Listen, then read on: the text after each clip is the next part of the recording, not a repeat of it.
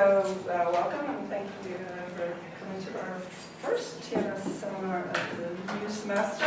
And I have the pleasure of introducing David Glasser and Sarah MacDougall of the Ben Uri Gallery and Museum in London.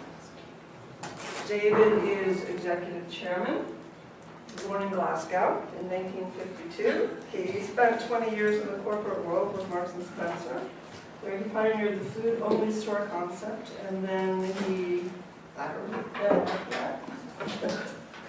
the word I don't know, with the Ward White Group, where he was responsible for development and marketing of UK retail divisions prior to its sales of goods. Since becoming chair and chief executive of Ben Uri in October 2000, he has worked full-time pro bono to build a new, needed, engaging museum presence in London. Sarah MacDougall is the head of collections at Ben Uri, and she's also the Ava, is it Frankfurter? Okay, Ava Frankfurter Research and Curatorial Fellow for the study of emigre artists. She specializes in 20th century art, particularly British modernism, emigre artists, and Jewish artists working in Britain.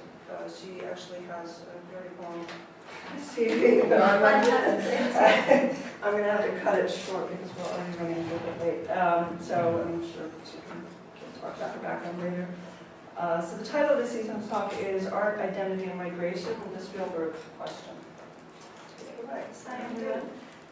Thanks very much, Laura. I'm just going to kick off with a very quick overview of the Ben Uri Collection, how it was formed, what it is, what it comprises, and then David will take over and do more of a workshop type of presentation with where the museum is going. So today the collection comprises more than 1,300 works. I should just do a snapshot on them here today.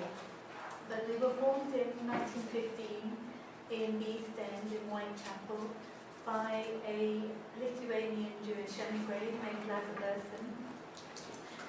Burson had been in France prior to coming to England, where he was part of the loose group known as the École de Paris, and he'd also been in St. Petersburg at the turn of the 20th century, where there was a Jewish cultural renaissance and a specific movement in making art, specifically known as Jewish art.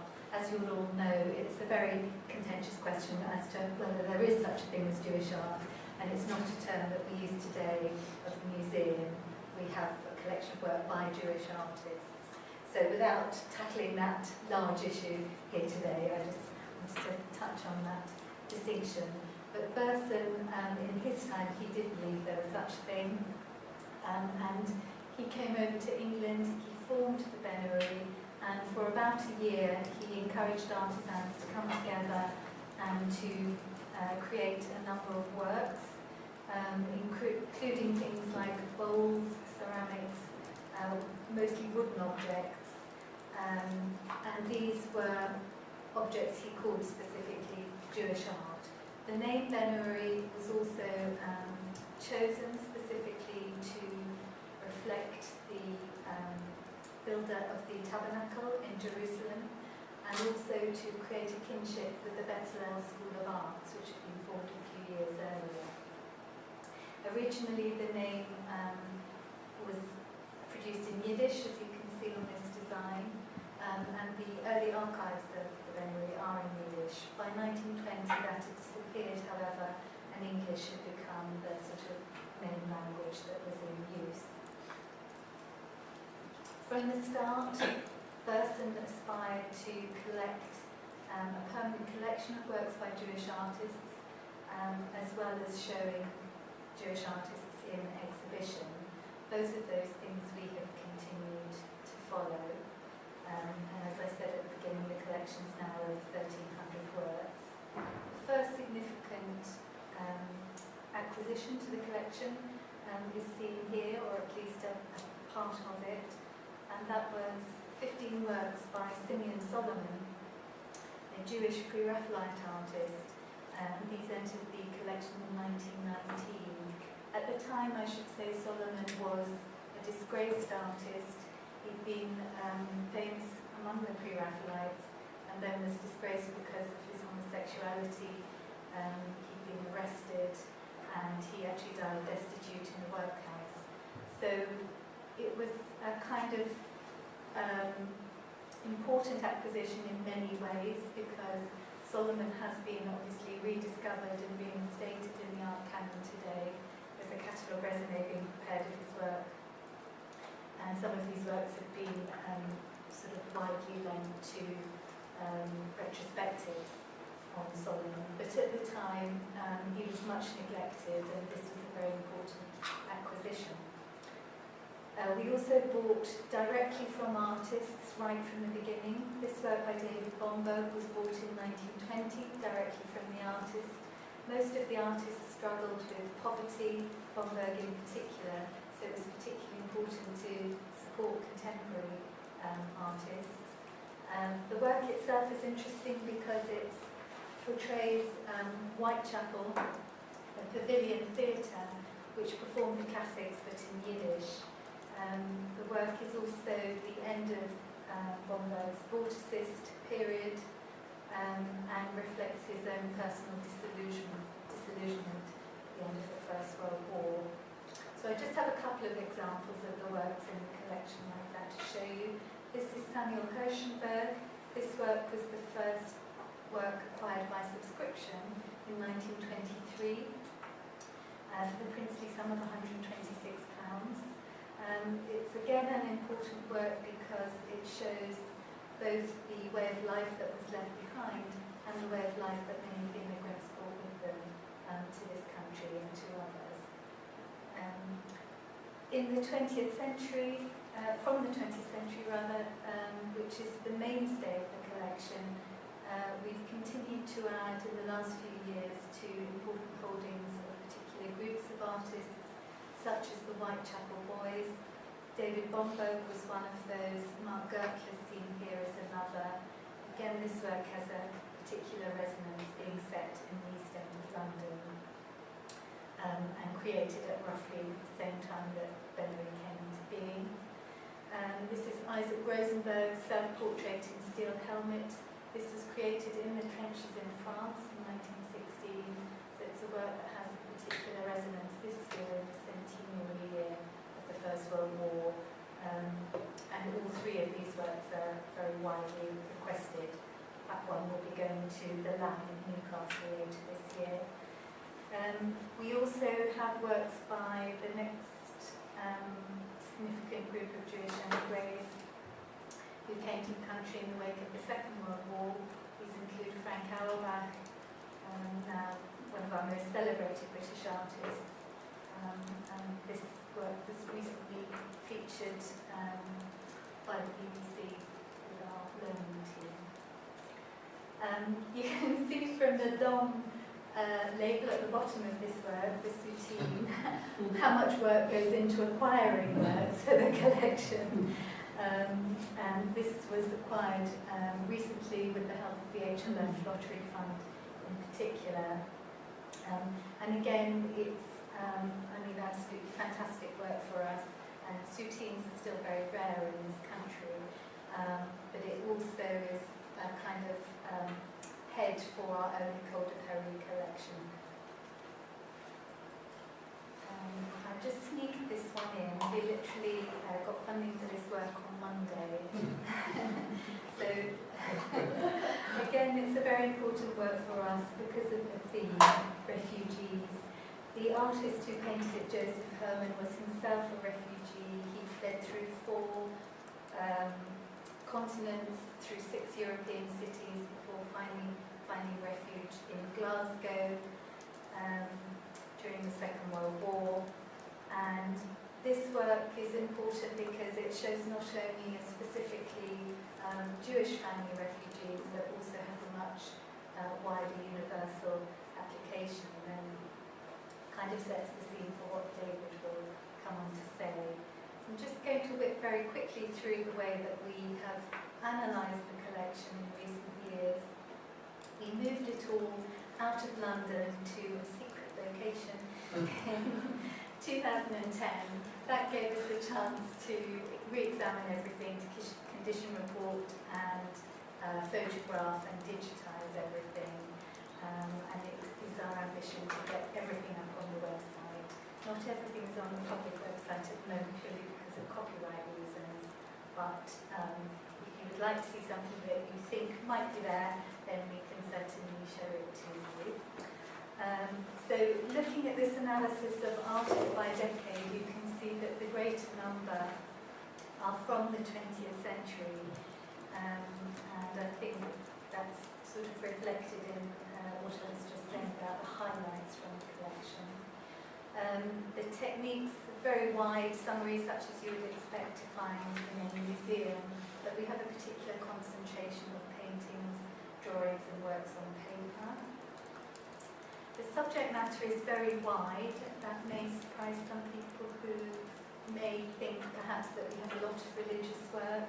You can see that we do have a number of works on Jewish themes. The one at the bottom there is the Chagall crucifixion, which is also his personal response to the war, to the Holocaust and to the death of his wife. But you can see that there's a greater proportion of the collection which is not on Jewish themes or other religious themes. Analysing the collection by gender, you can see that we have 28% of the collections by female artists. It's worth highlighting that because the national average is 3%. Today, 3%. So, while we want it to be 50, 28% is not bad. These two images just are old and new images referencing identity and migration. And here again we have a further analysis breaking down the collection, which shows what we always suspected, which is that the greater percentage of the works have been created by emigre artists. Again, if we look at the artists of origin, there are almost 400 artists in the collection. So although 100 of them, roughly, have been born in England, 3/4 of them have not. So just reinforcing that point again. And these are just some of the sample emigre journeys, often complex lives leading to displacement, and that's often reflected in the work. That's another Herman image portion there. Very briefly, this is just for interest really, a comparison with some of the other museum holdings of some of our key artists. And the names again of some of the key artists here. I'm just flipping through really because what David says will have greater resonance, and I just want to set the scene. But if anybody has any specific questions afterwards or you'd like to know more about the collections, we're very happy to oblige. That's a lovely work there by Arthur Seagull. Again, images of sort of boats in harbour, leaving harbour, very common among emigre artists. So again, works with a particular resonance. I'll just leave you with our mission and statement there. Moving on to David. Thank you.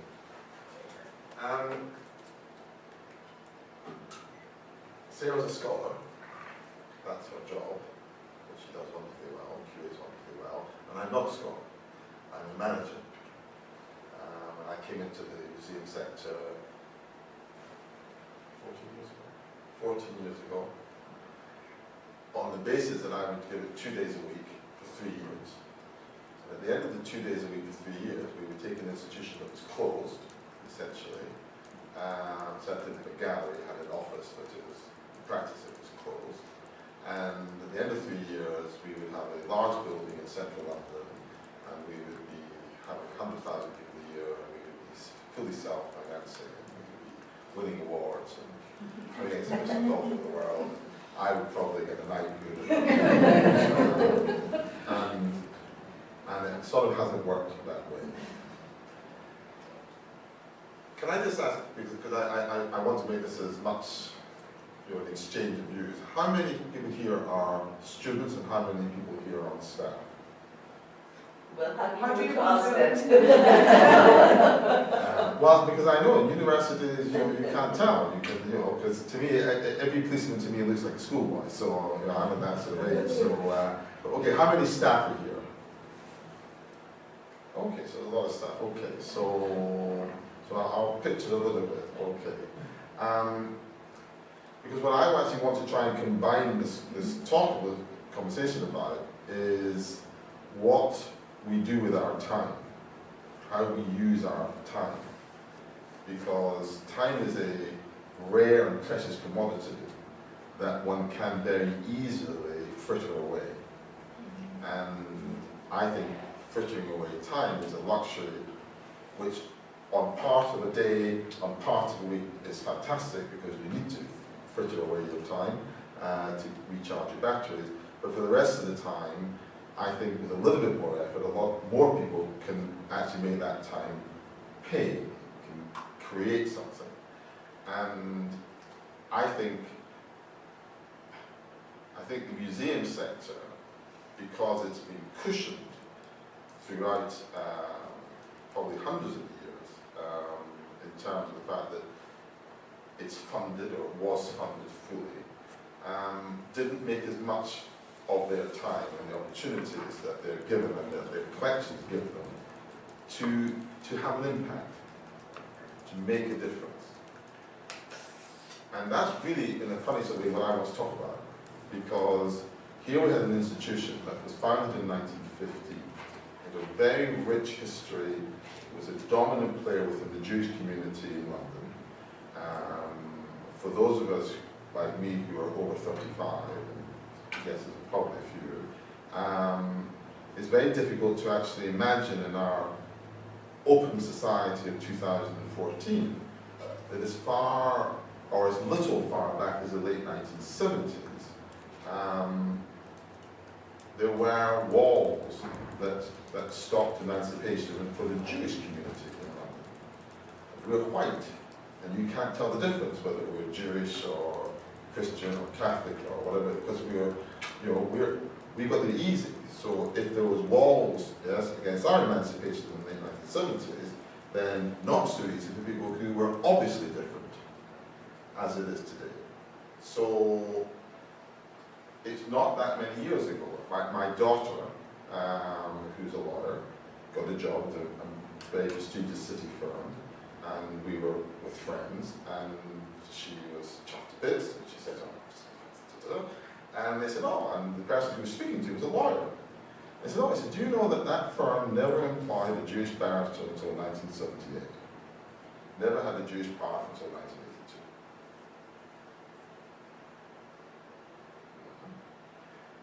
So here you had a situation where this institution, Ben Uri, was really important to the Jewish community because it had opened doors, because it was a Jewish organization and it was designed and set up for the Jewish community. It was a cultural center for the Jewish community. It collected works by Jewish artists. It considered the Jewish artists produced Jewish art.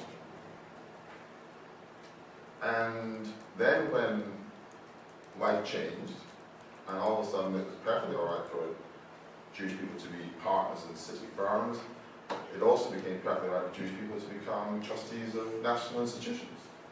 Hey, guess what?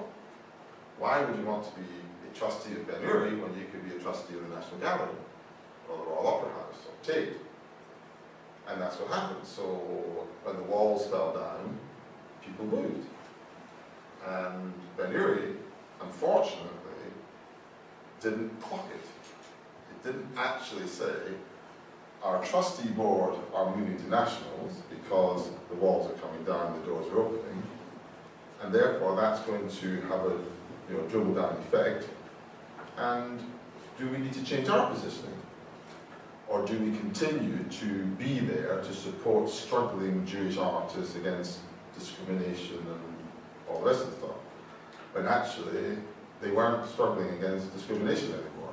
They may be struggling in the competitive world of getting a gallery to represent them against another artist, but the gallery, if they didn't choose them because of any ethnic reasons. They didn't choose them because they didn't think they could sell enough of their work. And Ben Uri didn't notice it.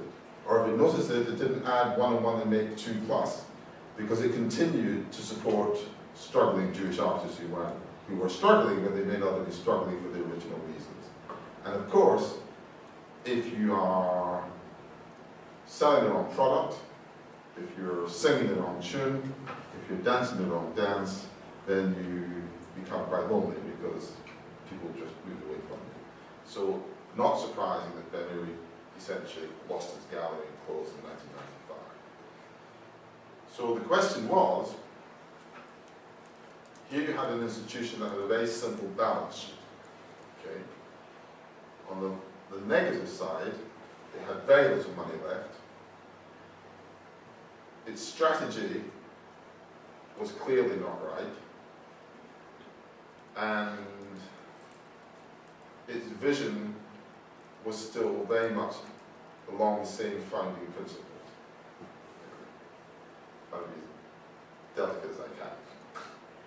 But on the positive side, it had a great collection. It wasn't necessarily understood in its broadest terms, but it was a great collection. And it had a rich heritage in the Jewish community, which was fine. But more importantly, it had a rich heritage in 20th century British and European art. Not only did it have a rich heritage in it, it had a recorded heritage. So it wasn't that we were starting from scratch to talk about it, had already been recognized by art historians. The artists who were really founder members of Ben Uri, who in their day were impoverished, struggling, persecuted, and every other adjective you want, are today major pillars of 20th century British art. You pick up a Sotheby's, a Christie's, a Bonham's catalogue of 20th century British art, and you will find literally the artists that were hanging around, mixing and talking at Ben Uri. And then the final part of the format that we sort of started to analyze was that it was a registered museum. And at the time that I got involved, Mr. Abramovich, I assume that's how you call him, the guy who owns Chelsea, who was buying every footballer that had 2 legs and 12 toes. I mean, just anybody could score a goal, Abramovich was buying. Chelsea were the team.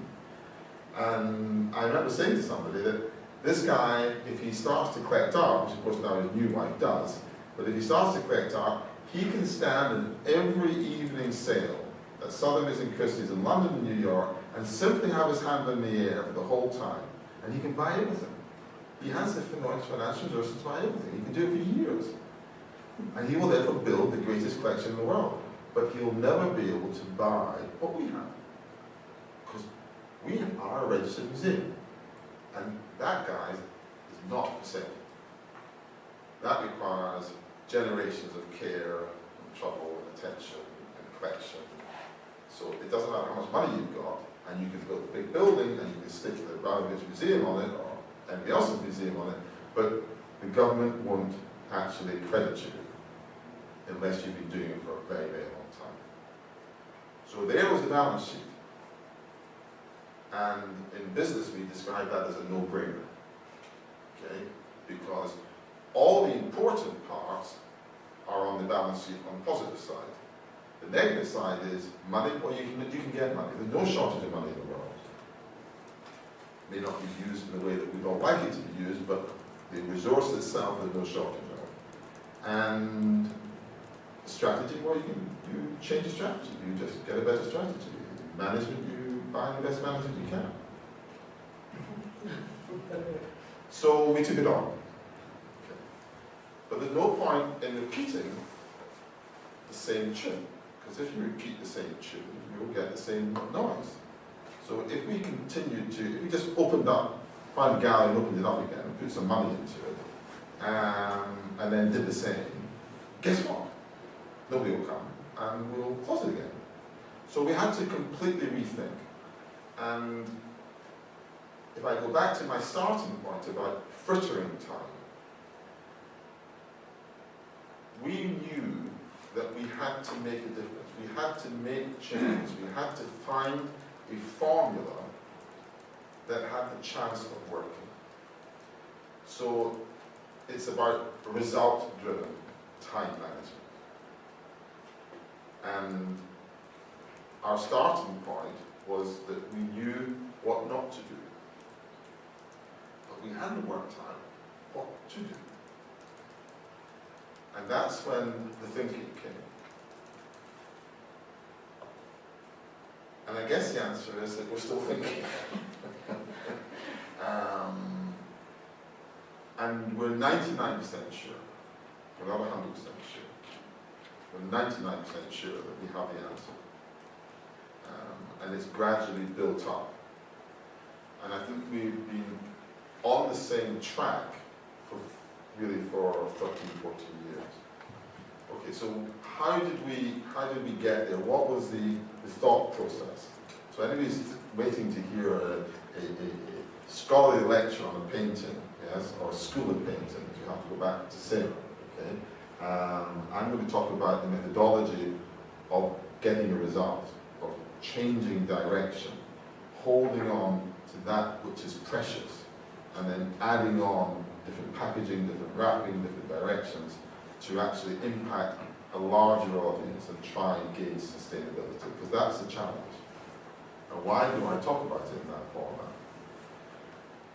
When Ben Uri closed in 1995, he was 80 years of age, which even today is a good, it's a good crack. You can't complain at 80 years of age. I'd like to live to 100, but 80 is good. We'd like to live to 100. We have another 18 months on it, so we're not there yet. The basic principle has to be around an analysis of your product and your market. You're going to be sitting there saying, I'm sorry, this is a museum. Why is a museum talking about a product and a market? So just to add to your confusion, I'm then going to say, and also the profit. These are all words which are in the commercial world's vocabulary, but not in the traditional museum vocabulary. And I actually once did a presentation about 7 years ago. I was asked to do a presentation at a museum's conference, and they said, what would you like to talk about? And I said, the profit motive. And they said, yeah, but no, seriously, what's your title? I said, the profit motive. And they said, well, we don't have a profit motive. I said, well, we do have a profit motive. They said, well, you may have a profit motive, but museums say, we're not in the profit business. They know the museum sector is in the profit business. Undoubtedly it's in the profit business. But profit doesn't necessarily mean in pounds, shillings, and pence. Profit is the surplus between cost and benefit.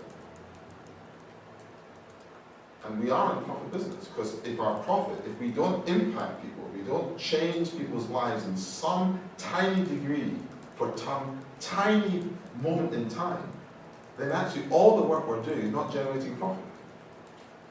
So we are very much in the profit business. And we had to work out, how can we make what has been for 80 years a Jewish institution that taught art, culture, and Jews, Jewishness, Judaism, however you want to wrap it. How can we make that work and be sustainable and have an impact that is worthwhile, that's worth the effort?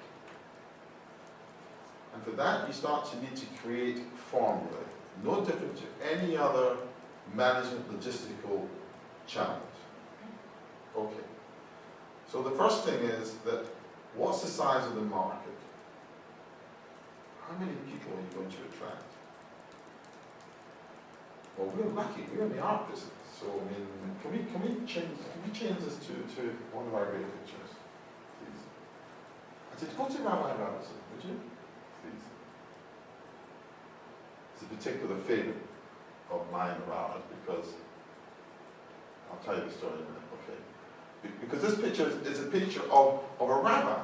It's called, the title is Rabbi and Robertson. Robertson is the rabbi's wife. Okay.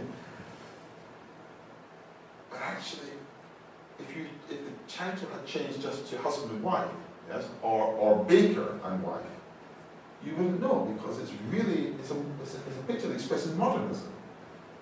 So change the title, and you have a picture of, we just have an amazing painting, we just have a sculptural picture. I mean, I could spend hours talking about it, I love the painting.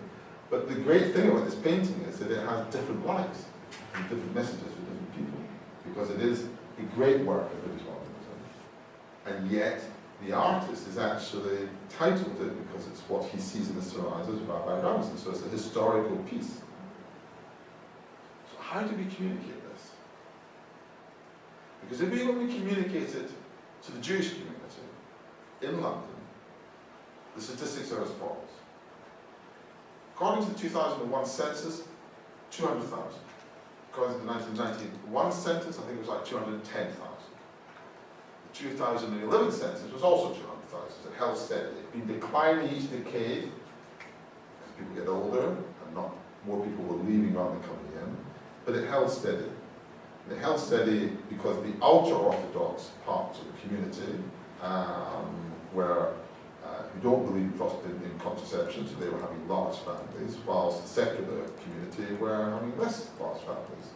So there was an imbalance with the total. But 200,000 people in London. But your market is not 200,000.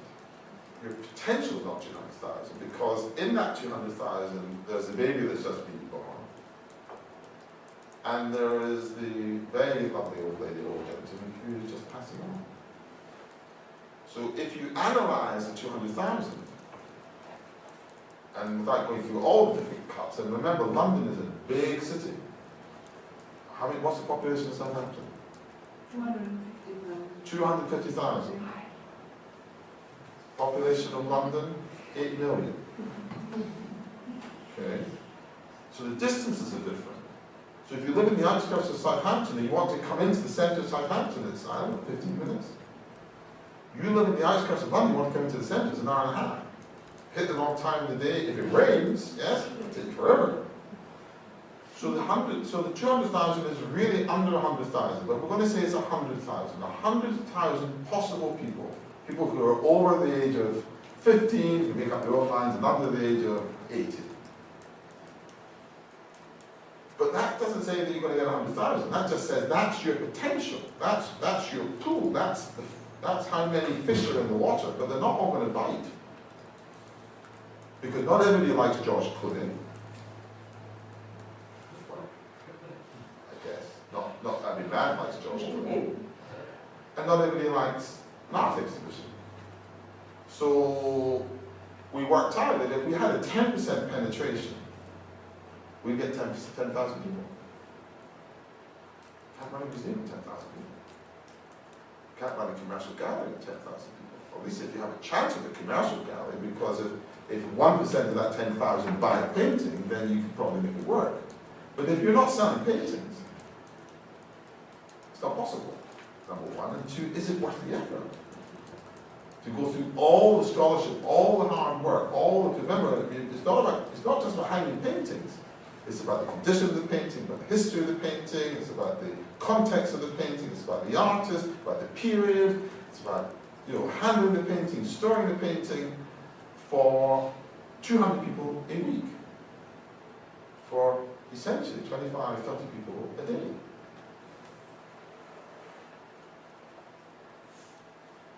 So 100,000 is not enough. So then, challenge number one.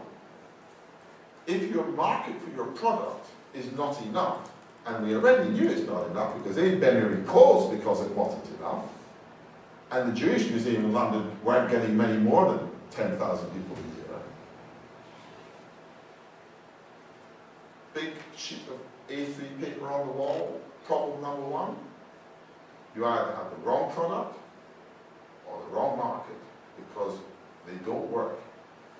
There's no equation that works in that. You cannot make it work. And that's your starting point.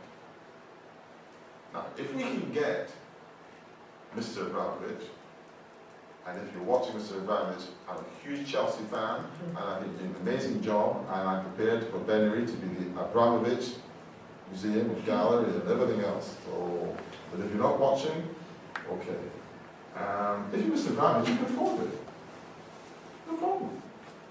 Because you just write out a check every week. You put a few million in the bank, and that pays for it. And that's fine. And you have a beautiful vanity project. But if you have no fairy godfather, fairy godmother, and you have to actually pay people and pay rent and everything else, it's not possible. So then we go back to the product. And we say, okay, this picture is Rabbi Robinson. That's a Jewish subject. Yeah? It's the only religion in the world where the ministers are called a rabbi and the minister's wife is called a Robinson. No possible confusion. But if we change the title and we say baker and wife, then what happens to the market? What happens to the potential audience? It goes from that to that and that and that and that. Can you show me the artwork? Oh, actually, that's fine. No, okay, well, the artwork, we can do any of these pictures. Summer Morning 2, Mornington Crescent. Fabulous picture. Actually, it's just more than that. It's a phenomenal picture. But it's not Jewish. Mornington Crescent, not in Jerusalem. It's not in Golders Green, it's in Camden Town, and you wouldn't really be able to recognise it as Mornington Crescent from that picture. And the only connection that picture has to Judaism is that the artist was born Jewish. So if we show this in the Jewish context, this picture is by Frank Auerbach and he's Jewish. And that's our audience. We're back to 100,000. But the National Gallery or Tate, when they show Frank Auerbach, don't have Frank Auerbach brackets Jewish brackets, and they have audiences of millions. We'll do one more. Who else we got? Soutine. Soutine was buried in the Catholic cemetery, correct? Yeah. Soutine was Jewish. I don't think Soutine painted any religious representations in his life. One of the world's truly great 20th century British artists. This picture is stunning. It is fabulous. And as you can see, it took us 18 months to raise the money. And we're talking about a bucketful of money. We're talking about many buckets full of money. Our knees were worn thin, believe me, yes? Literally begging for money. Because we could not let this go. We just could not let this go. Soutine was Jewish. The picture's not Jewish. So it became very obvious to us that with one other dynamic, actually we had a case for changing this museum from being a museum of Jewish art into a Jewish museum of art.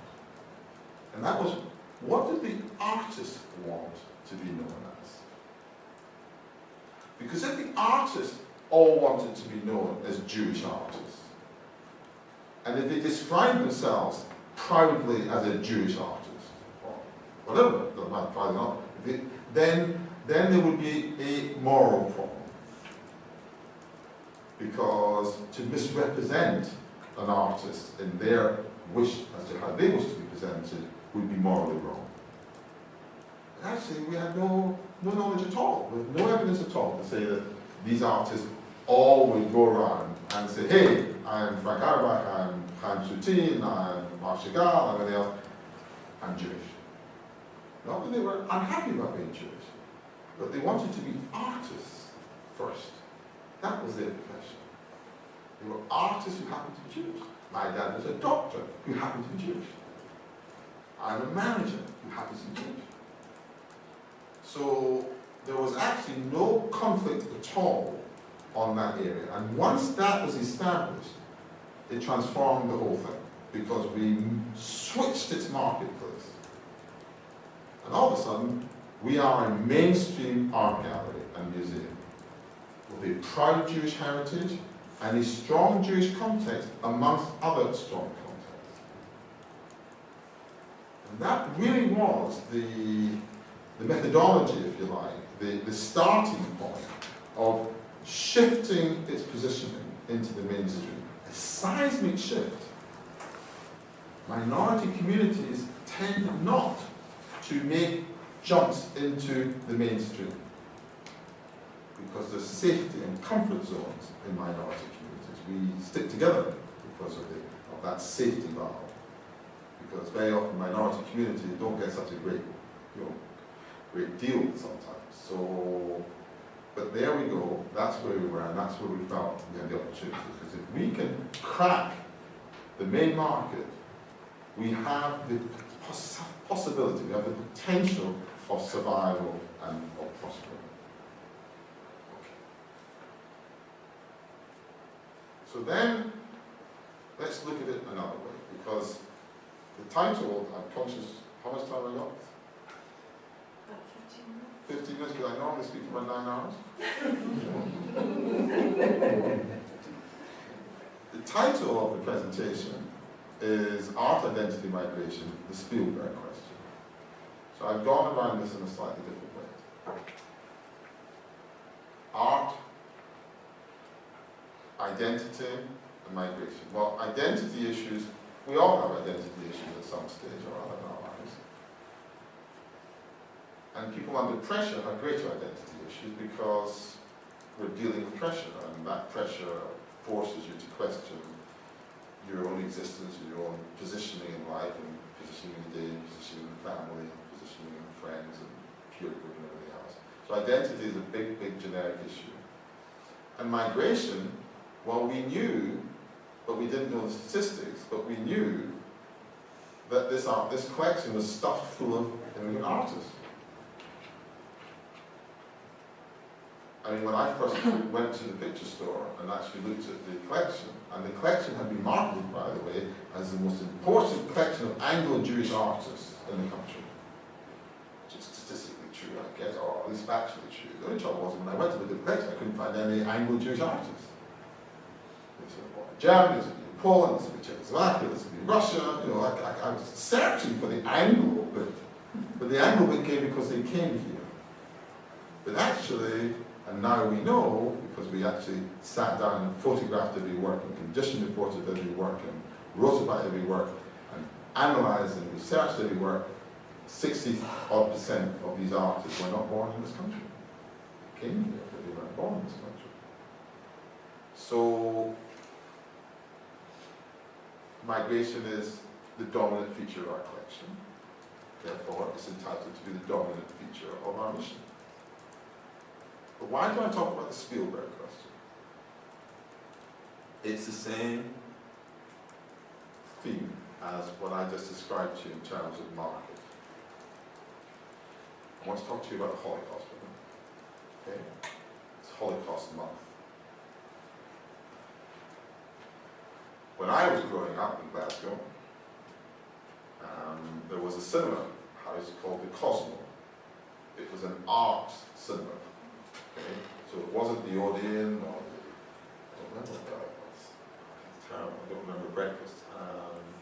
It was another big chain in these days of cinemas. It wasn't. It had 50 seats. It was in the back of the back of the back of the back of beyond, and it was like £6 a ticket, and you made your own coffee. Remember, there wasn't a shop there. You made your own coffee. It was coffee out there, and if you were honest, you put your however many £6 or a shilling in or whatever it was. But it showed great movies, and it showed continental movies, usually French, but it was an art house.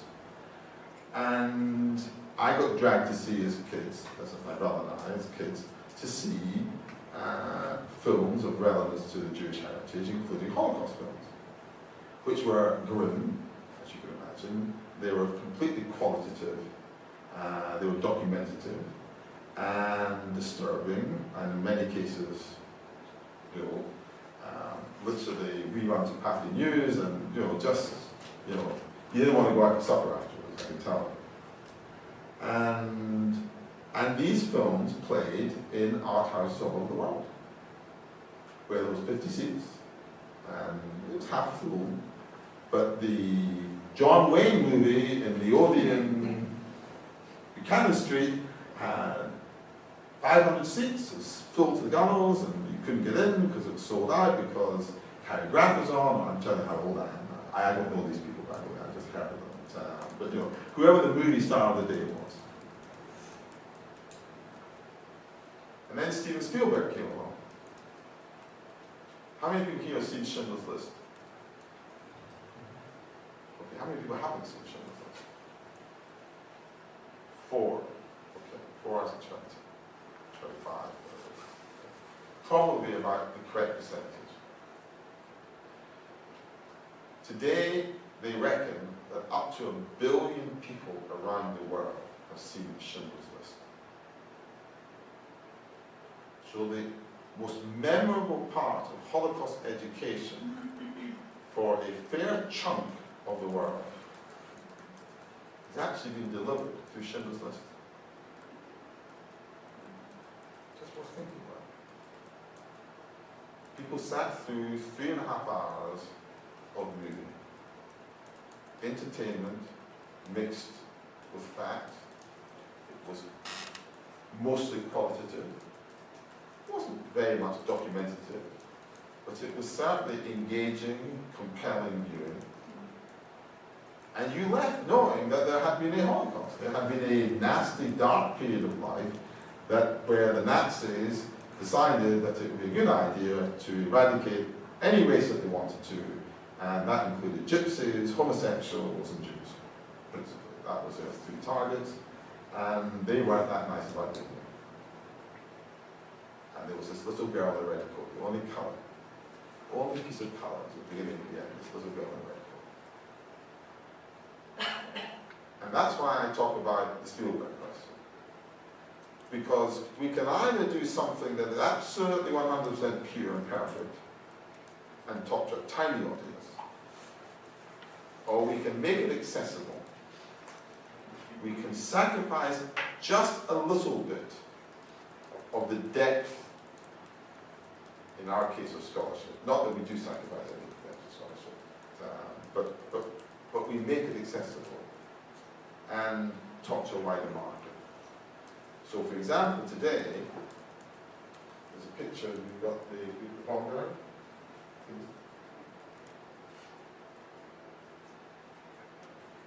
Okay.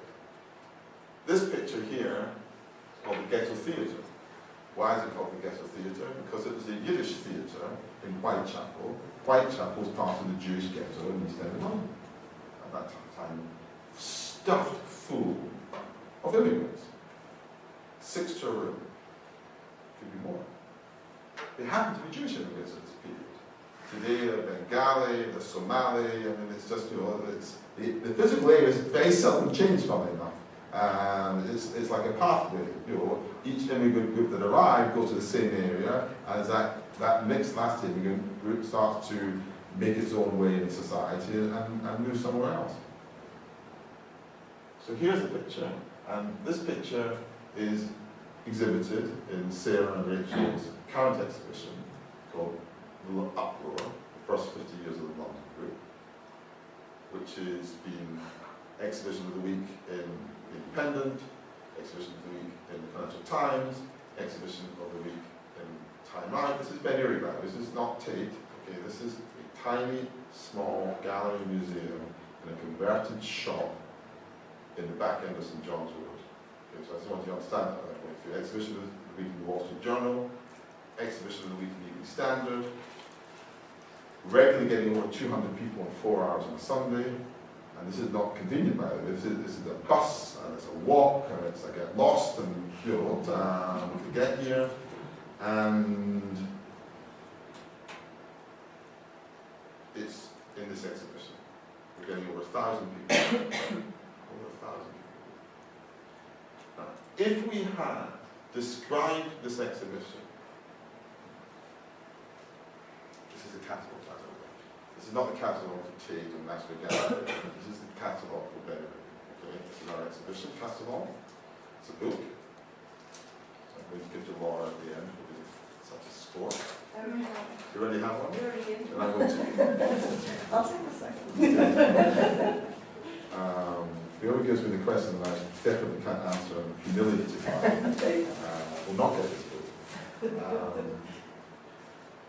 Ben Uri of 20 years ago, pre-closure, not that they would have ever dreamt of doing an exhibition of this scale and ambition, but let's just say they had. The title would have been The Jewish Influence in the London Group. And the front cover would be David Bombeck as a Jew.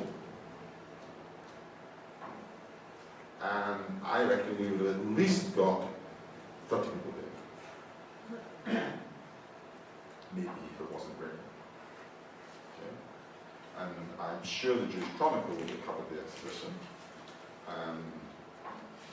Jewish Quarterly would have covered the exhibition. So to an extent, what I'm trying to say is that we've adopted, without knowing it at the time, we've adopted and addressed the Spielberg question. Because what we're trying to do is to engage the visitors. We're trying to create a line of communication with them that is part at our level and part at their level. We're trying to actually make their visit memorable. We want them to remember the experience. We want them to see a painting or a sculpture or a print, and they're all in this exhibition, and go, wow, God, that's amazing. Wow, wow, I've never seen that, wow. Because if we can create that wow factor, then we had an impact. And if they then are sufficiently interested to read the label or read the catalogue, then they will know more about that wow factor.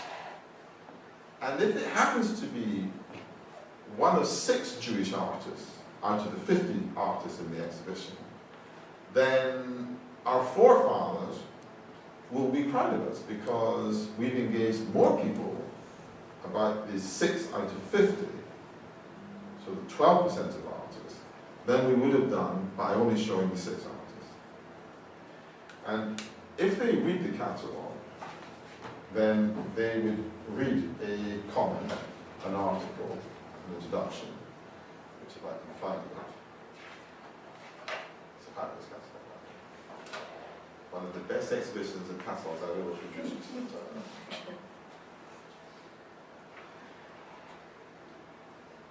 We'll talk about the London Group. Okay. The London Group was founded by fresh-minded and free-spirited artists from the Camden Town Group and others experimenting with Cubism and Futurism. They were determined to embrace the new practice and movements arriving from Europe, and from France in particular, to set a new agenda for a new century.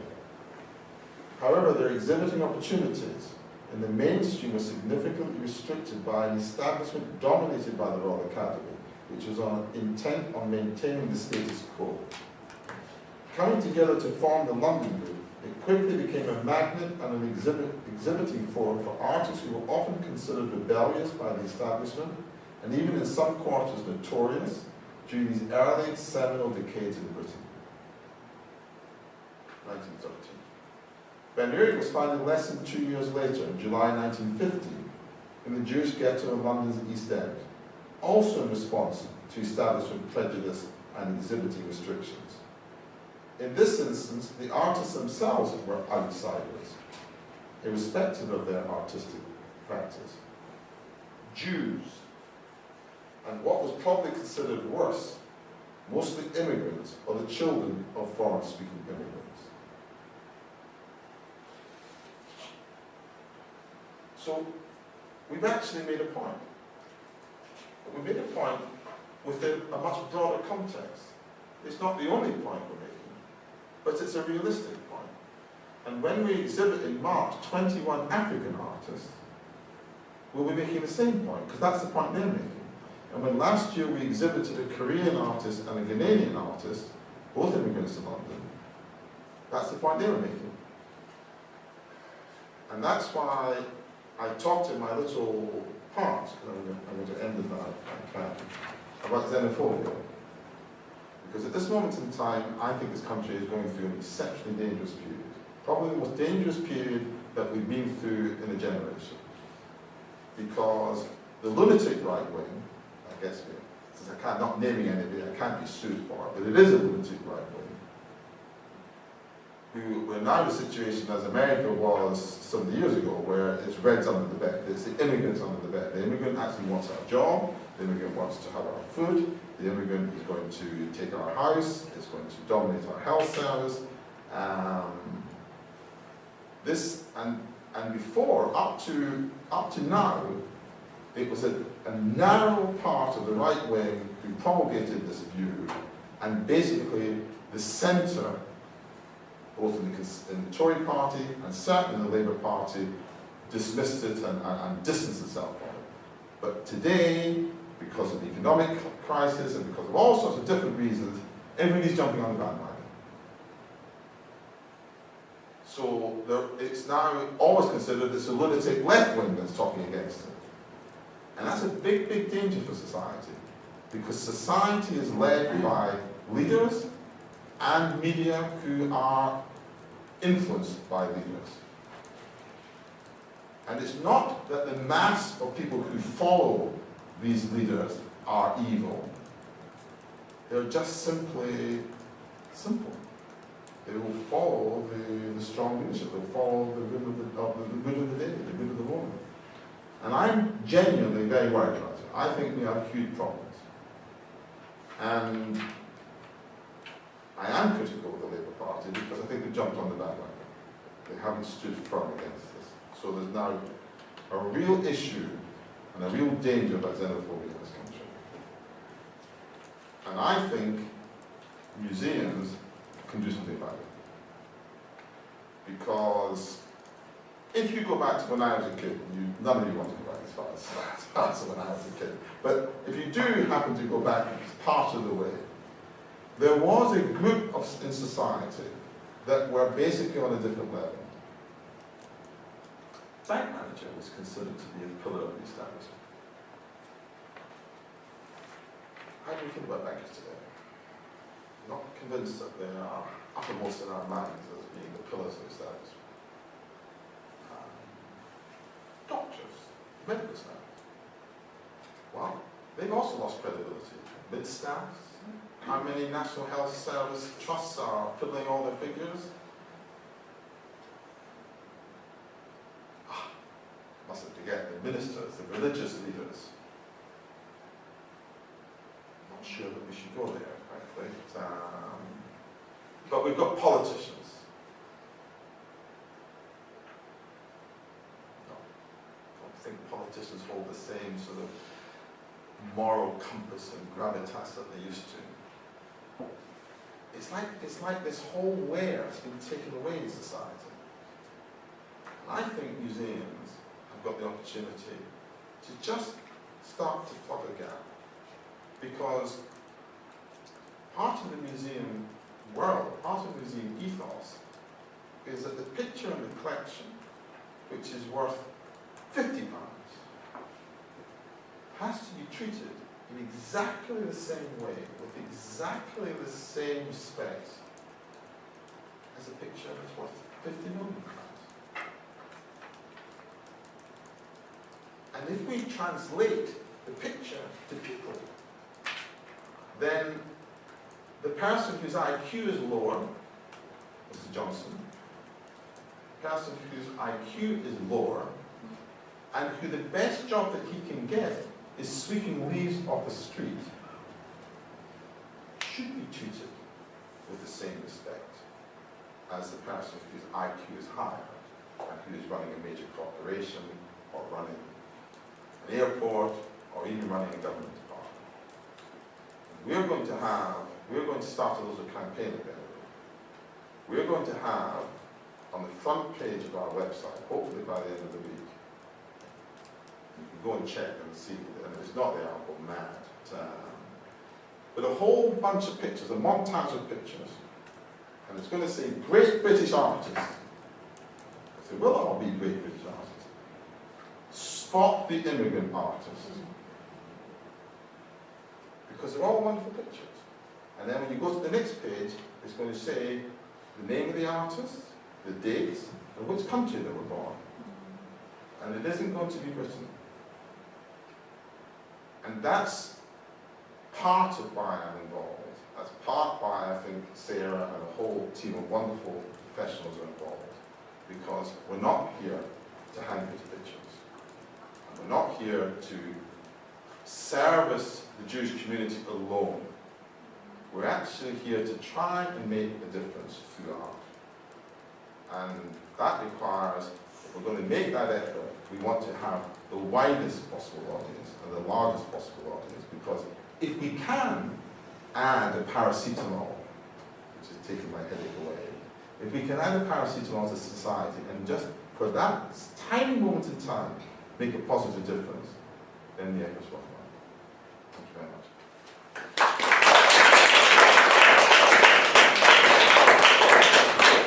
All questions, £50 a time to Ben Uri. Can we do Yeah, maybe sure. move the chairs out here so people can see? I'll just let you take the questions. Sure. There's no reason why I need to run anything. Yes, hello. Okay. I'm David. Thank you very much for a very interesting presentation. I would like to raise two questions. The first one is about your audience. So who is your audience nowadays? Do you monitor who comes to see your exhibition? What's the demographic profile of them? And how this changed from the Museum of Jewish Art into Jewish Museum of Art is mirrored by the visitors, by the change in the visitors. So to what extent you have managed to access broader audience nowadays? And the second question I'd like to ask is, maybe you could elaborate more on this wow effect you'd like to create for your exhibition, and so how do you make it? Because statistically, museums and art exhibitions are perceived by the majority of people as something boring. They go there because they had nothing else to do, because the weather is bad, and they had some free time. So, of course, maybe they might be interested in your exhibition, and provided they look into your catalog, but I think the visitors are in majority lazy and they do not want to open it and read it. So how do you encourage them to read this catalog, and how this wow effect goes, that they will remember something? Do you have any mechanism, any marketing mechanism that should trigger out their emotions, and that they were gonna see at your exhibition, that there will be something that they will take with them home? Well, I'll answer the first one, and I'll answer a little bit about the second one frivolously, and then Sarah can address it more seriously. The answer is that we do try and measure demographics. And we had to work out how to do that, because we didn't actually want to say, has any of you ever filled in an arts council application, or any major application, where they ask you shoe size, sexual orientation, white, black, are you white Irish, are you black, black Scottish,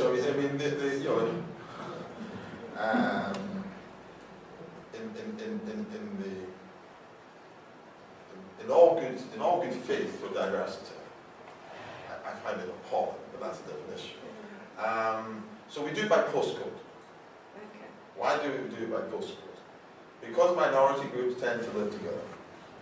And in London, the Jewish community is usually north or northwest London. Now, it is true that NW10 is Harlesden, which is an area where part of the black community live. And NW somewhere else is the Indian community. But NW4, NW1 can be NW11 definitely, in NW3, you know, these are areas which are very high population of Jewish people. So we measure by postcode. So is it exact? No. But it's a good indication. And if you take this exhibition, 13% of our visitors are from North or Northwest London. So the maximum, you know, just on that crude rule of thumb, is that 13% of our visitors may be Jewish. But let's up it, okay? Let's say that, of course, there are Jewish people with other postcodes, and not every random postcode is, let's assume that everybody who comes to the exhibition from North or Northwest London is Jewish. So maximum 20%. Go back to our first few exhibitions. My guess is outside somebody who wasn't Jewish who fell in there by accident, 95% Jewish. But I'll give you another example. We did an exhibition of Russian Yiddish theatre designs. Chagall, it had Altman, it had a terrific roster of artists. Fabulous exhibition. Nobody was coming. Nobody was coming. We changed our adverts, we removed the word Yiddish. Guess what? Russian? Yeah, okay. So the answer is yeah. As far as the technique is concerned, I can answer you in the following way. If we had one, we would not be struggling financially. We would not be worrying whether we're going to survive each month, and we may not survive each month, because we could sell that secret to every museum, major museum in the world, and off the finances, we could buy our building and have it graded down. So the answer is no, we don't have a secret, but we do have great curators. What we try and do is just a very varied exhibition programme. So, you know, there should be something for everyone. Of course, that's not unique to us, that's all museums. So this year we have the Uproar Show, which is 50 different artists reflecting 50 years of British modernism. Then we have the African Contemporary African Video Artist Show, which is, I think, 17 artists? 21 artists, 13 countries. Then we have an exhibition on Max Weber, who happens to be Jewish, an American emigre, but we're really looking at his time in Paris and his time in London, on the British avant-garde. And so I can go on, obviously. There is no secret. If we knew what the secret was, then we would, you know, wrap it up and we do it every single time. This has been a very successful exhibition for us, and there are many reasons for that, but I think really just every single work is a winner. Every single work could stand by itself. Each artist has a story within the whole and an individual story. Percentage of the artists are Jewish, but the vast majority are not. So there are 7 Jewish descent, 43 are not. So as the point that David was making, you know, that is part of our heritage and it's part of the way we reflect in our programming, but it's not dominant. It's within what we do. It's not the all and end all. And you know, the fact the Aronson exhibition that David just mentioned, the British theatre designer, we did that exhibition because it was fantastic work, and it was really avant-garde work, and people that came loved it. Lots of people didn't come because it had the words Yiddish in the title. So, you know, it's just one of those things. So we still showed it because we thought it was a great exhibition and we wanted to share it, but there is not a magic secret to make people come. Obviously, not putting Yiddish in the title is really... Well, there is a magic secret, actually. There is a magic secret in making people come. But it's not in our control, particularly, and that's press coverage. So we were getting probably 300 people a week, maybe 400 people a week, and then Time Out gave an exhibition of the week. Woof! I mean, woof! Off the radar. They were queuing up. They were literally, you couldn't, because we of our physical shape, you cannot walk into a museum straight into the gallery. There has to be a space, okay? Really for security reasons and ideally for environmental reasons. Well, we don't have that luxury, so we have a door that you can't walk in. You have to press a button, and then we press another button, and then they push. So we couldn't keep pressing the button fast enough. And then the Evening Standard gave us a double page spread, and Brian Sewell gave us a Brian Sewell, which was for every one line of compliment, there was nine lines of absolutely lethal murder. But it doesn't matter. It was 2 pages in the Evening Standard, 1.7 million people in London read the Evening Standard, and that just kept the momentum going. So the secret weapon is that it's got to capture the critics' attention. It's got to capture their imagination. Sure. Hi. Yes, it's just a clarification because I'm really very interested in what you've been saying. Are most of your exhibitions then, are they artworks that you yourself own in your archives? No, you are curating. We always show the best. And is that been the big change? I mean, because I was very interested in the way you articulated change, but I wasn't quite sure what exactly you were doing. So the change, it wasn't just a question, because a label change is one thing, but I mean, obviously I can see if you're curating fantastic exhibitions and the media picks up on it, and I can see it. I mean, I go from Brighton up to see something like that when it catches my eye in the Guardian Saturday weekend thing. And that's how I find out about these things. So 100%. It's not really so much the actual... In the show, you've got the catalogue there, so 2 of the works out of the 50 are from our collection. And they're 2 great works, but we showed those works because those were the 2 best works to illustrate those artists within the context of the exhibition. And the title Uproar is about the very contentious introduction of British modernism and its reception. And sometimes that was press reception in the early years of modernism. Sometimes it was warfare between the artists themselves, sometimes between different artist groups, and so on. So we needed to pick very particular works that reflected that. And if the best works are not within our collection, then we don't show our collection, much as we love our collection. So one of the things we would like in aiming for a larger, more central London space is to be able to show a larger proportion of our collection all the time. And even within our tiny space, we are going to reintroduce something which we were able to do briefly last year, which was to devote the last room in the gallery to the collection.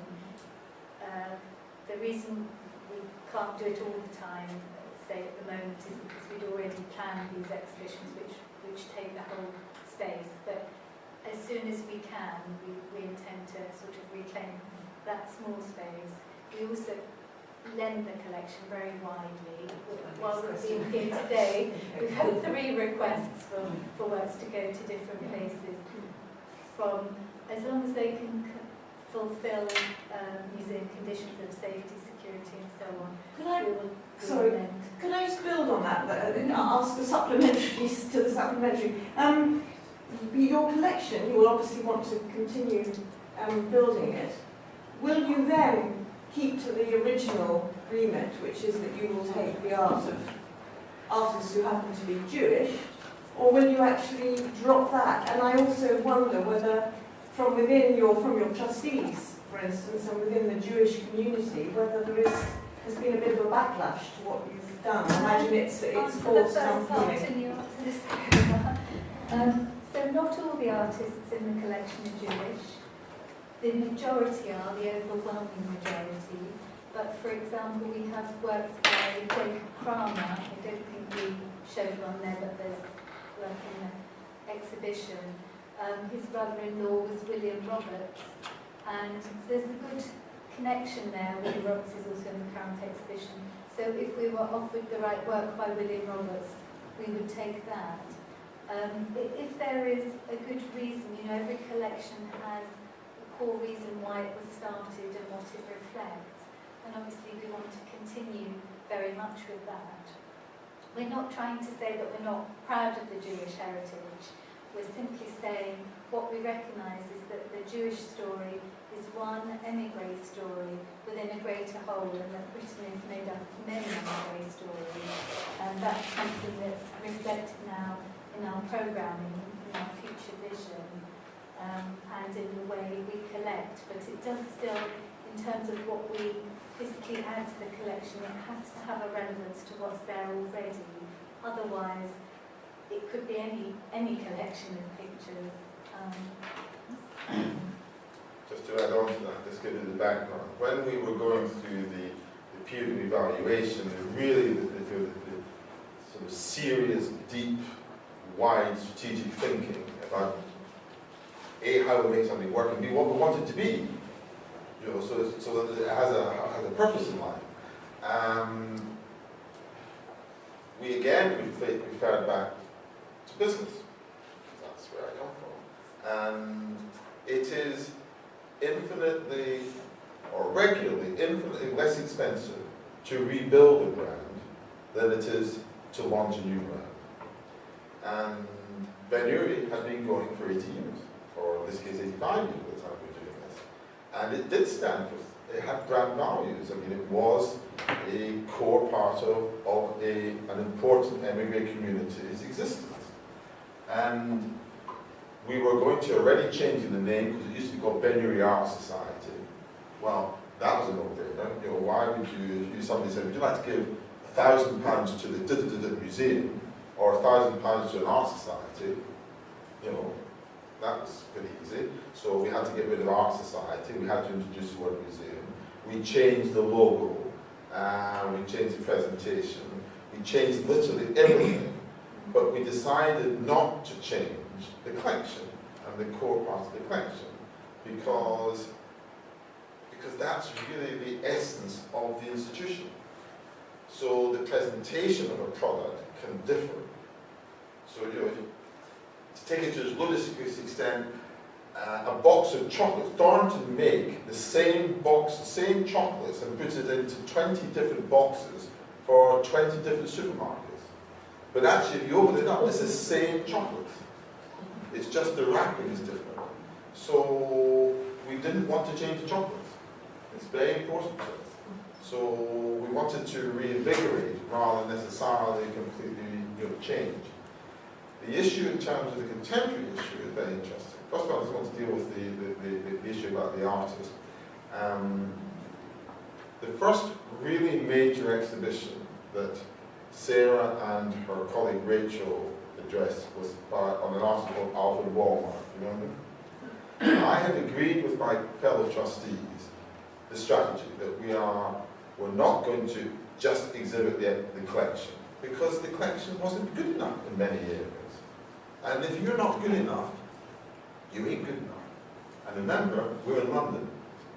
We could afford to be not good enough in Wincanton or in Arundel or you know, where it is. What are you saying, Arundel?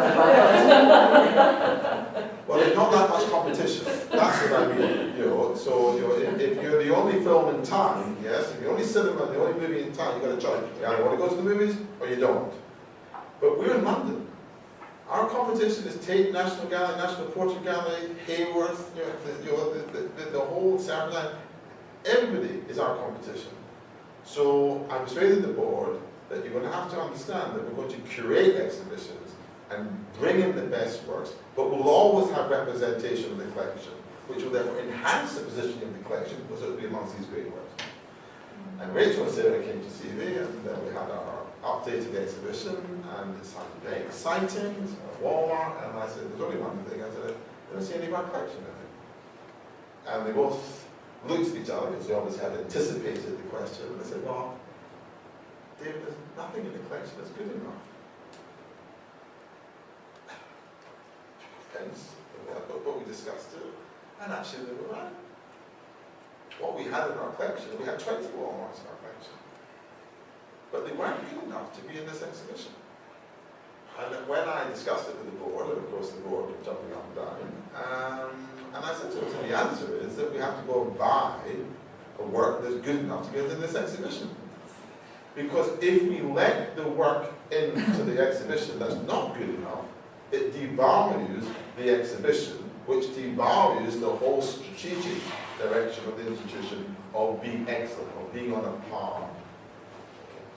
So now to the future, and you hit a huge issue. My dad was one of the wisest dads I ever had. Not that I only had one. And we used to talk about it. And he said to me, you do know, you are aware, you're not so silly, not to realize that taking Ben Uri into this particular position will mean that within 100 years it will no longer be a Jewish institution. And probably within 50 years it will no longer be a Jewish institution. You do realize it. Because if you realize that, and you still make the qualitative decision to go this route, then good luck to you. But if you don't realize this, and that's important to you and your colleagues, then you have to rethink. And that's a big responsibility. It's easy making the other decisions. You're going to reposition, re-logo, rebrand, and all these things are, they don't hold much real weight on your shoulders. But to know that you could be taking and changing the direction, and as a result, it loses its founding principles, that's a responsibility. And I had to go and think, really think. And I guess the answer that we came to was that if we're successful in our strategy of realigning Ben Uri into a much broader context, particularly of migration into London. By the way, 3 million residents in London out of 8 are currently migrants to London. So we're not talking about a tiny little percentage, we're talking about 37%.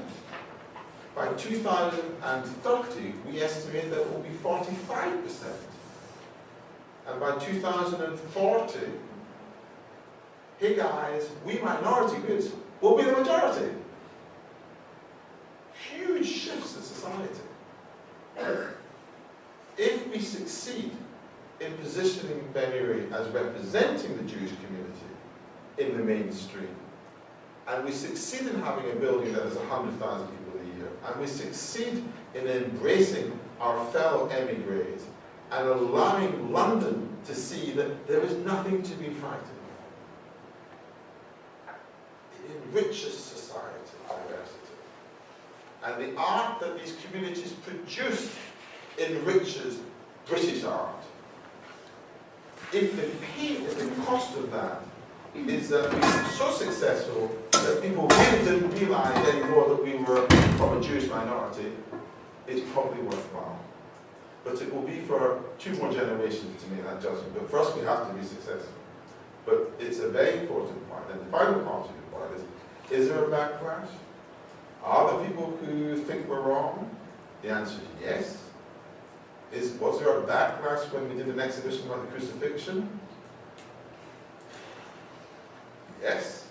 Was there a backlash when we did the Judy Chicago exhibition that talked about female masturbation, menstruation, abortion? The answer is yes. Would we do them all again? The answer is yes. Because we are actually an art gallery in the museum, and we cannot be restricted by the taboos of society. Does it make it easy? Sure. Okay, I think maybe we have time for only... What time do we have to go? Well, we can start. Well, we can go, if there's any more questions, we can go for a drink. Yeah, we're gonna go to eat. All right, well, we'll just keep going. Yeah, hang on. Yes. Just regarding the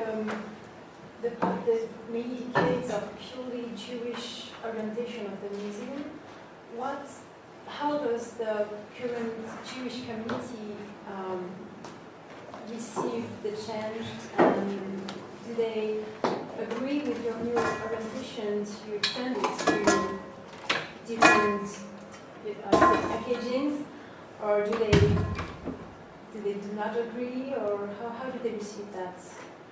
Well, I'll answer you the first bit in a humorous way, and then the second bit in a more serious way. When we did I think it was a crucifixion exhibition, but it may have been another exhibition that caused a turmoil. I was walking, does anyone know London? Yeah, I live very near Kenwood, okay? And when I need thinking time, I walk in the park, okay? I imagine I'm a dog, and I talk to the dog. You're much better at it because you do have a dog. So. And this guy came up to me and said, "You're David Glasser, aren't you?" And I said, "Yes." He said, You're running the Ben Uri now?" I said, "Yes." He said, "You're destroying the Ben Uri." He said, "A single stroke, you're destroying the Ben Uri. Everything that Ben Uri stood for, you're destroying it." And da da da da. I need this, I'm walking in the park. I need to be attacked with this in the park. We sadly don't set out to destroy it, but I'm sorry you feel that way. He says, and I can tell you something else. He says, "I will never support you. I will not support you financially." I said, "What?" I said, "You have the advantage of a visa." I said, "Because you know who I am, but I don't know who you are." So he said, "My name is blah." I said, "Well," "may I ask you a question?" I said, "Because one of the first things that I did when I got involved in the museum was that I looked to see where our income was coming from. Not that we had so much income, but the one thing I did was I looked to see the income stream." And funnily enough, the two things that I forced myself to remember, one is a picture, it's an image, because I've been collecting for 40 years. And secondly, obviously, it's very important to know where our income was coming from, because we had to go back to see these people to explain to get them to fund us. But your name wasn't on it. Have you ever funded Ben Uri? I didn't know. So I said, "You'll forgive me." I said, "On that basis, we don't lose anything." And he hasn't funded Ben Uri since, so I didn't handle it that good. But the answer is that the jury's out. And although, funnily enough, we've been saying it for a long time, we've not been saying it as strongly as we are now saying it. And in fact, Sarah will smile really, because I was regularly emailing her for advice, because Brian Sewell in the Evening Standard in the beginning of January wrote a 2-page article, and outside his usual wonderful sardonic self, he asked the question that he struggles to understand how an institution like Ben Uri, which, and I quote, "enriches London with important exhibitions and scholarship." I'm sorry, this is Brian Sewell, this is the most significant art critic in the country, is actually writing about tiny little Ben Uri, not that we think we're tiny, because we think we are huge, but but he's writing significant exhibitions and in scholarship, enriching London. Why, when people could, when it struggles to survive, could transform that situation, and they don't. They ignore it. Big question. And a lot of people took offense to this. A lot of people said, "Oh, it's an attack," And I was asked whether I wanted to respond in the press, and I said, "No." No, A, I agree with them, and B, why on earth would I want to pick a fight with the most significant art critic in the country? I mean, there are easier to walk across the road, in front of a bus. So, and then I don't know how it emerged, but basically I got offered to write the weekly essay in the Jewish Chronicle, which is what's your local paper in Southampton? Whatever your local paper in Southampton is, it's the London Jewish version of the local paper.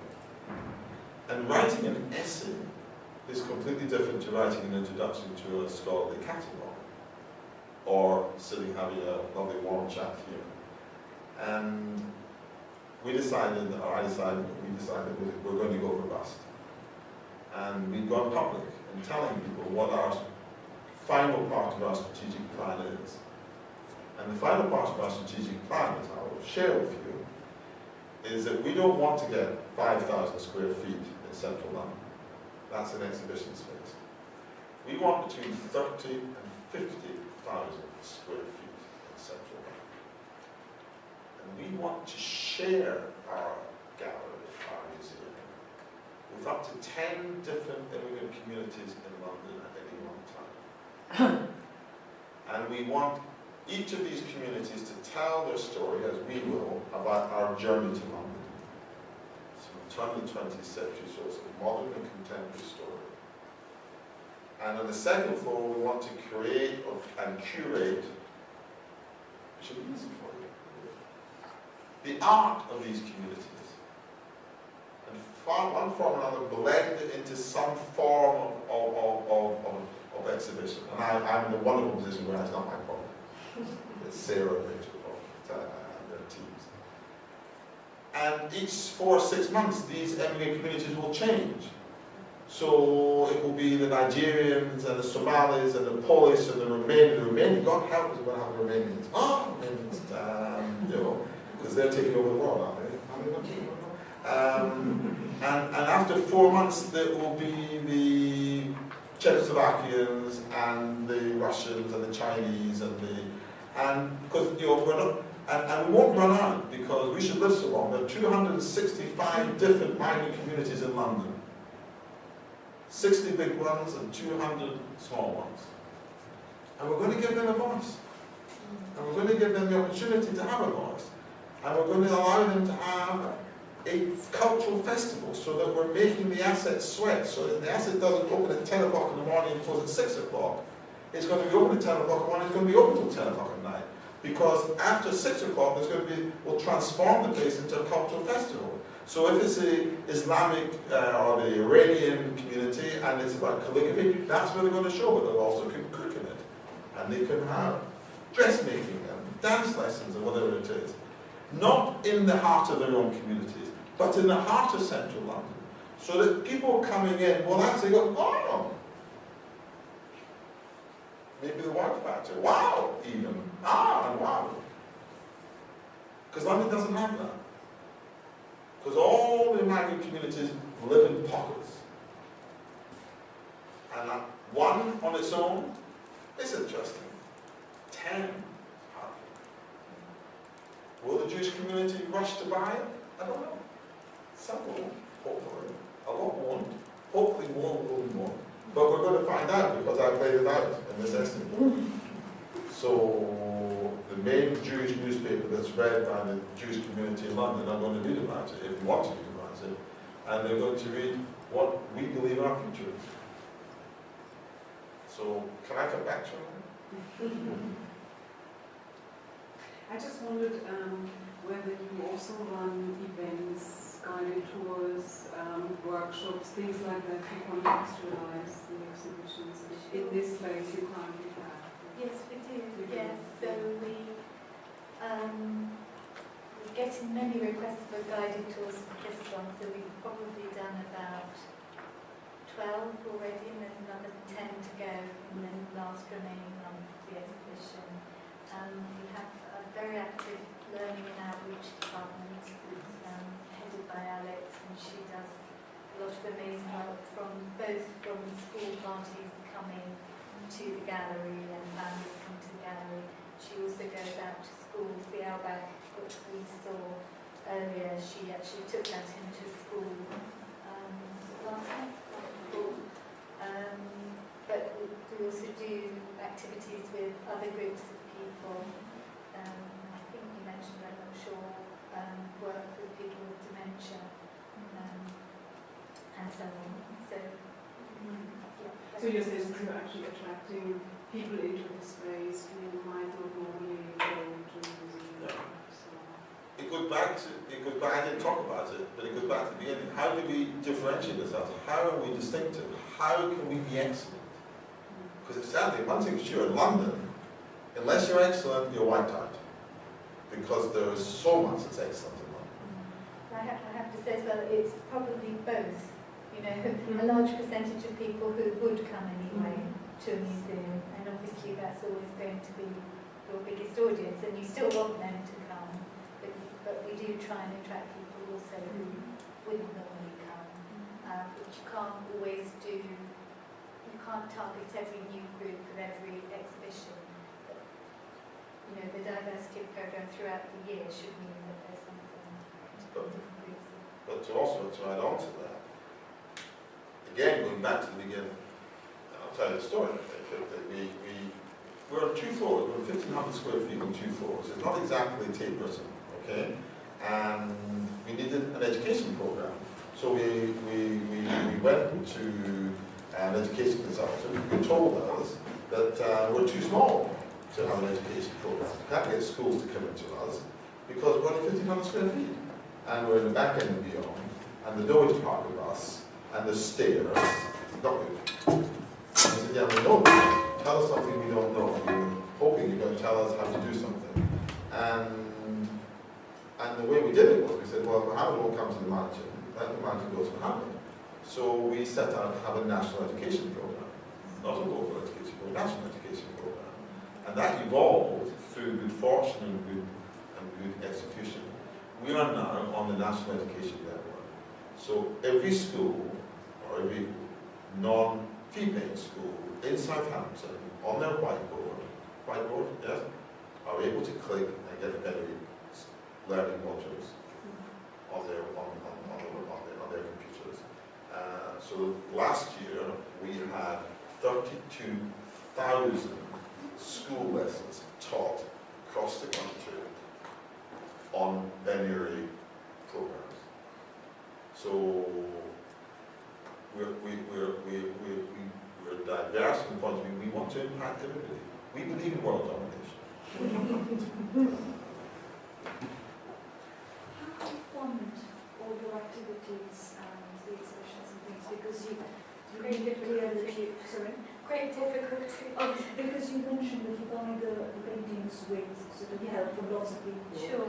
But it looks like you've got an operation with, you know, your members of staff, the education team and the rest of it. And I just wondered whether how you raise the money also gives you that freedom to do all the things you just said, that you're not beholden to a government or a local authority. Bottom line, there's a gap. There's a few of us who fund it.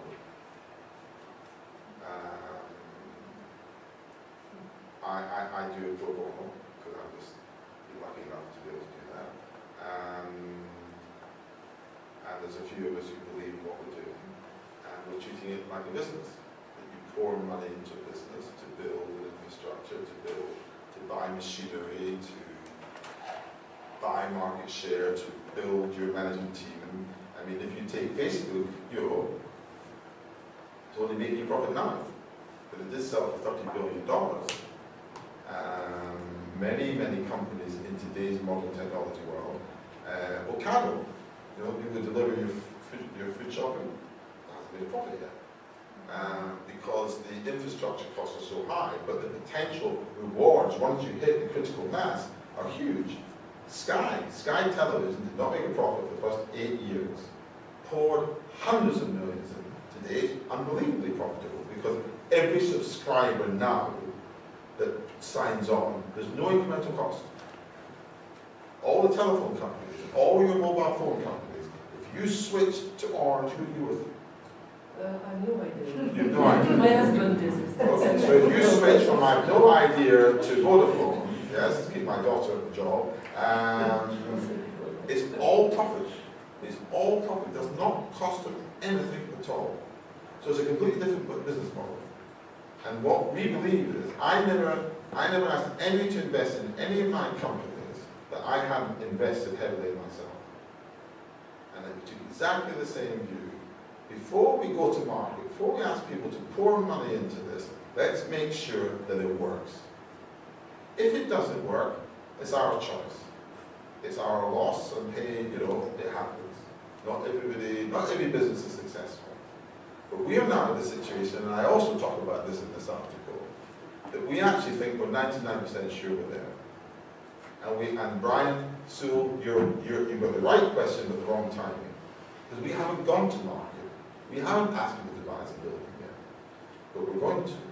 So, but we've lost £600,000 in the last 12 years. Over and above that which we've raised, we spent £600,000 can say, but we also, there are specific funds for certain things to which you can apply, and anything you can apply for, we do apply for. Oh, yeah, So sure. the pictures you saw, many of them had the Heritage Lottery Fund, the V&A Purchase Grant Fund, the Art Fund, and obviously you have to make a good case for why they should fund the picture. Then there are other funds available for certain things, such as the Paul Mellon funds British art, so they funded curatorial research for the Uproar exhibition, and they helped fund the catalogue. The Rothschild Foundation has given us money to develop the archive, and so on. But it's a case of finding everything there is to apply for and applying for it. We have another question there, I think. Yeah, one more question. Sure. And I think I want to bring it a little bit to a different, maybe more sensitive political issue in terms of the xenophobia that you mentioned. And I think, many people do, on local level, agree that this is a very big issue, also coming up to the European elections this year's, and the indirect nomination of the European Commission to some extent. And I just try to I was born in Germany, in the city of Kiel, half German, half Nigerian, and the question of xenophobia hit my generation quite early in terms of youth violence against right-wing, uneducated people. So since the youth time, I've been thinking about how to approach the issue. At the moment, I'm researching in urban dynamics, so I have distanced myself from discrimination and xenophobia in order to find an understanding of common togetherness. And I think that I just try to understand the argument to say how cultural galleries can actually be a tool of challenging this notion, and if the identity within the gallery or the mission should be a little bit more wider rather than focusing on a culture that leads the us to have a collective voice against something else, and should the migrant community, how far or wide it might be in London and across UK, should also address that the natives, the British or the Germans, have a fear of losing their self, and therefore the right wingers have easier access to generate followers. So on those kind of. Well, if I understand you correctly, just you raise a lot of points. Yeah. I think what you're asking me, if you sort of mix it all together and get a kick at the end, is that does a Jewish Museum of Art, which is narrow, how does that play if you're going wide? No. If you go wide, what I've understood is to say the statement of a Jewish community, a Jewish gallery enables different communities to be part of it, while the intellectual leadership, if you like, stays within your side. Is this the most efficient approach of collecting all migrants together to challenge xenophobia? This is what I'm trying to say. Okay, well I can answer you that, and the answer is I've got a faintest idea and I doubt it. Okay, why on earth would we have the best idea? But I look at it from the cup half full rather than the cup empty. That for sure we won't have the best idea. For sure there'll be other much more magical ways of doing it if it's possible. But they're not within our sector. They're not within our area of agreement. They're not within our area of expertise. So we can only try and do something that's within our football dish. And that's through art. And the only two universal languages that I actually know is art and music. I don't know any other.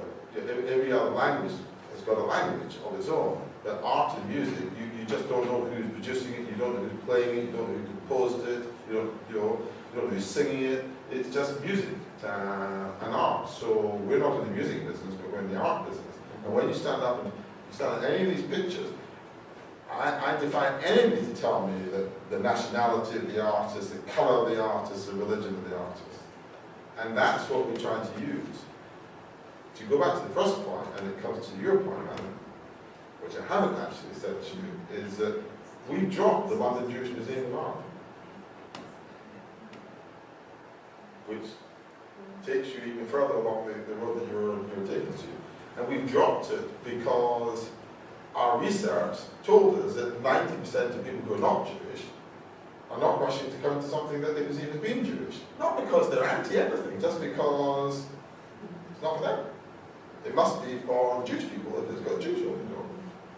So we've taken the time. Interesting, we haven't used the London Jewish Museum of Art as a banner headline, yes, for a good 3 years.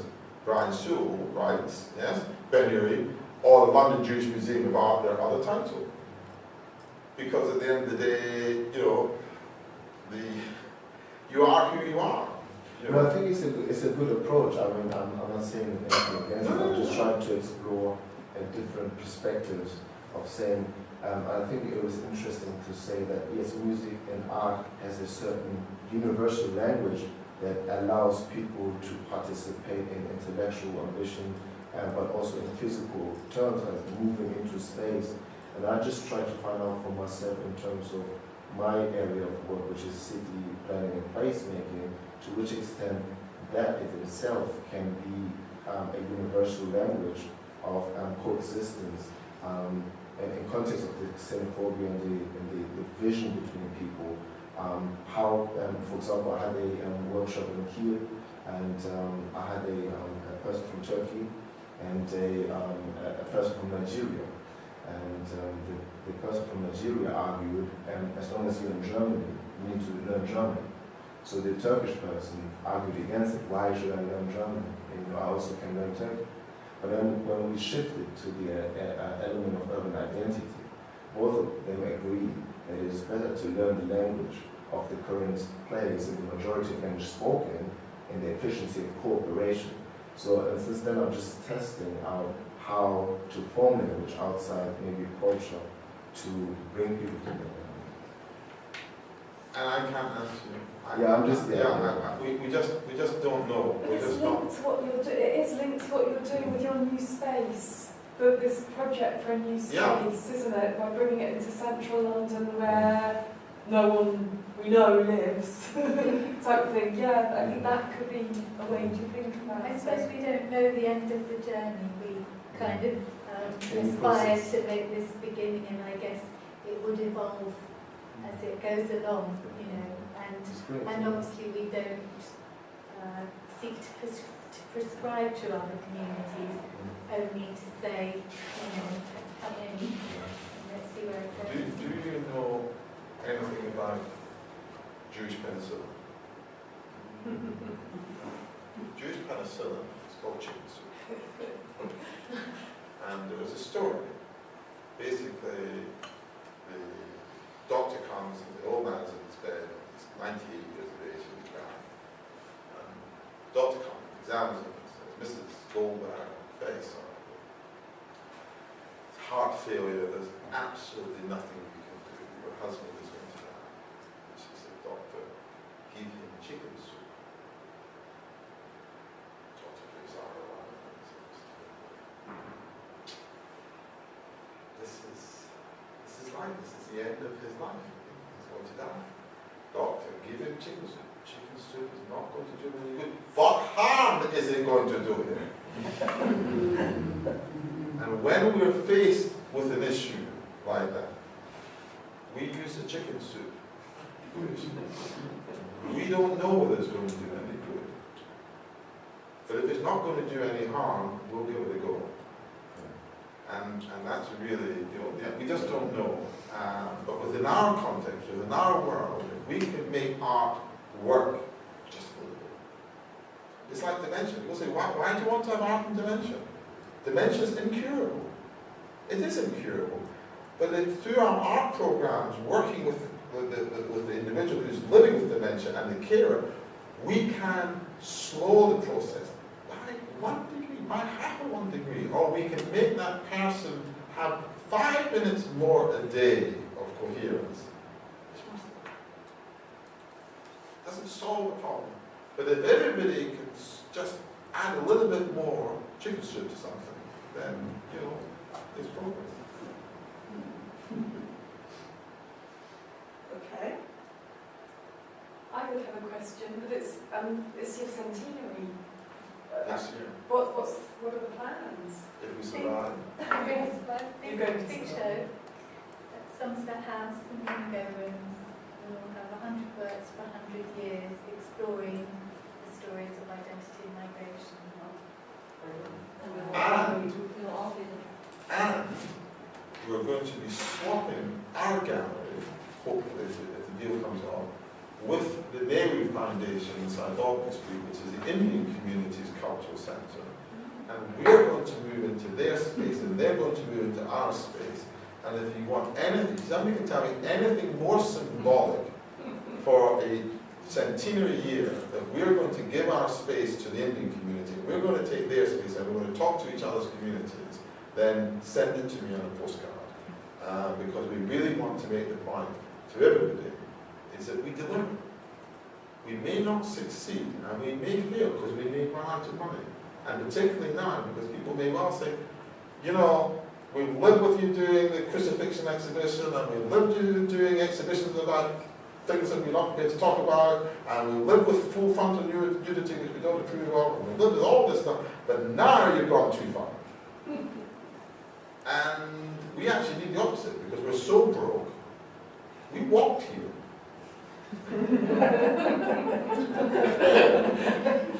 We need people to actually start sending in money because we're going and supporting it. But if we succeed, I think there's a prize at the end for society. And it's going to be better than talking to 30 people a day or 20 people a day and this is Jewish artists. You should take out of the university buildings for a few days. Yeah, we're up for it. We are. Nobody works in Ben Uri if they have an attitude that says, oh, that's a problem. Ben Uri is about how we actually overcome problems. What do we want to achieve? How do we do it? And that's taken us, so far, 13 years on the most incredible journey. Imagine a tiny little museum in a converted shop in the back of the St. John's Wood buying a soutine. Finding a rare Chagall and using our scholarship to know that that Chagall was painted in 1945. It brought Chagall back. He was in mourning for his wife, and he brought him back. It was the first picture he did in response to the Holocaust, which was being traveled through pattern used, and the fact that his wife died, and he felt guilt because his wife was in hospital. She said, get me out of here. And he said, no, you should stay. And she said, no, get me out of here. I hate it. And he took her out, and she died the next day. And if she'd been in hospital, she may have lived. He never managed to get over that. It wasn't Tate. It wasn't MoMA. It wasn't the National Gallery. It was tiny, little Ben Uri. And I reckon with a little bit of wind, a little bit of support, and a whole lot of crowdfunding, I hit it. We'll make it. We'll make it. Copy, man. Okay.